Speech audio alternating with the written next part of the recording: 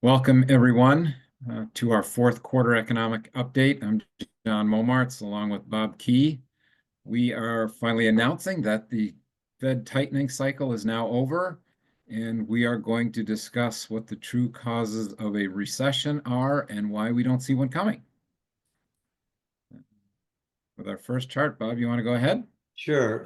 Seems like all the talk over the last 4 years has been about the recession. It's the most anticipated recession that failed to show, I think, of all time. We even had a bear market, a very brief one, but in 2022 when the Fed started tightening interest rates because everyone was anticipating a recession.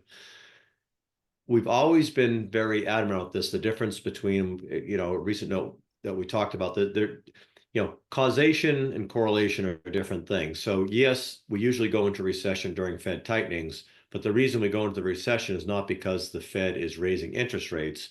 We go into a recession because that increases the cost of debt. And when society becomes overextended and their debt service becomes too high, they have to contract their spending, which contracts the economy, which causes the recession. Why we have not been calling for a recession this time, and very much in the minority of not doing it throughout 2022 and further, is that if we look at where debt level services are for households, these levels are very, very modest. They're really below the long-term averages. So 70% of our economy is made up of the American consumer. If they do not have to pull back on their spending, then it's very difficult to have a recession. So not only are debt levels at really, really reasonable levels, but also people are employed, people have money, people are spending money. So when the Fed did start to ease, we shifted from not only do we not see a recession coming to we're actually concerned that they're putting too much liquidity into an economy that is chugging along at a pretty good rate. So I just mentioned payroll numbers. One of the things they did in the payroll numbers is we had a weak August number, semi-weak July number, weak August number. And payroll numbers, we have to remember, these are surveys, right? They're calling up businesses saying, are you hiring, aren't you hiring, et cetera. This isn't actual, as ADP, the payroll processor, would give us as hard data. These are surveys. They're prone to fluctuations, which we really shouldn't overly react to the monthly numbers. In particular, the weak August number, most of the weakness was coming out of Texas, which had just had a hurricane, and it was for obvious reasons, when you have a hurricane, unemployment claims rise because people are temporarily out of work while they recover from the hurricane. So sure enough, September's number after the Fed ease came out extremely strong.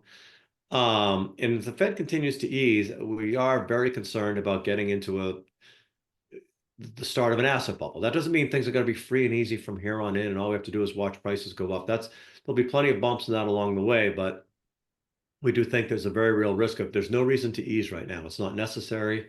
They have started to. Hopefully, this last number that comes out calms them down and they don't continue to ease. If they do continue to ease, we think they're going to overheat the economy. But I think where we are right now, there's no reason to see a recession coming. We're at full employment. GDP numbers continue to chug along at about 3%, which is really slightly above, certainly at maybe even slightly above trend growth. There's nothing in the economic numbers showing us recession right now. And as we always say, a lot of people, the majority of people, economists out there have been calling for a recession. Eventually they will be right, and eventually they're going to let us know. We continue to remain in the minority of we do not see a recession coming at this point in time. We're continuing to monitor the economic data. And we think the fear actually right now is not so much recession as the Fed putting too much liquidity into the system too early and creating overheating the economy. And just to add, Bob, this chart of GDP, which is the economic growth of the country, is we're not just relying every quarter on when the data comes out. We're actually looking at the Atlanta Fed does a real-time estimate on where GDP is. So we're looking at it continuously, and right now it still looks to be positive. So the economy is continuing to grow. So no signs of recession in this data at all. That's correct. So with that, hopefully this was helpful. If any of you have any questions, please give us a call. I know we generally have a volatile period coming up with the election, but so far it's been fairly calm. Hopefully it continued to stay that way.